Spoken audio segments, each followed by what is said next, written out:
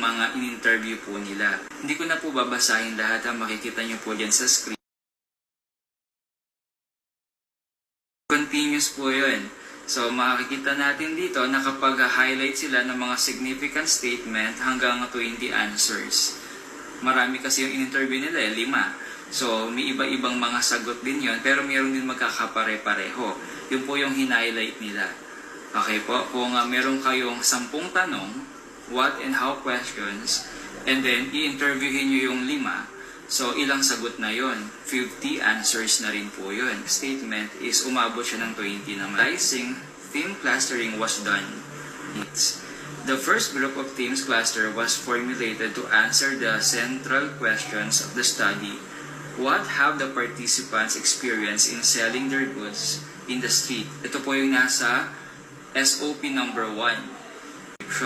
Statement of the problem number 2, kung babalikan po natin yung lesson natin sa chapter 1. Now, sa paggawa ng themes, meron tayong thematic analysis.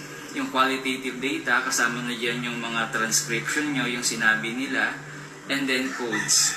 Kapag sinabi po kasing codes, pero pa nagbibigay ka ng keywords base dun sa mga sinabi nila. And then statement ng mga in-interview po nila. Hindi ko na po babasahin lahat, makikita nyo po dyan sa screen. Continuous po yun. So makikita natin dito na kapag highlight sila ng mga significant statement hanggang 20 answers. Marami kasi yung in-interview nila, 5. So may iba-ibang mga sagot din yon, pero mayroon din magkakapare-pareho. Yun po yung hinighlight nila. Okay po, kung meron kayong 10 tanong, what and how questions, and then i-interviewin nyo yung 5, so ilang sagot na yon? 50 answers na rin po yun. Statement is umabot siya ng 20 naman. Analyzing theme clustering was done.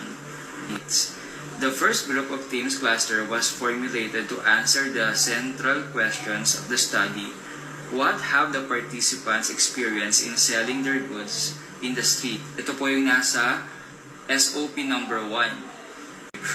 Statement of the problem number 2, kung babalikan po natin yung lesson natin sa chapter 1. Now, sa paggawa ng themes, meron tayong thematic analysis.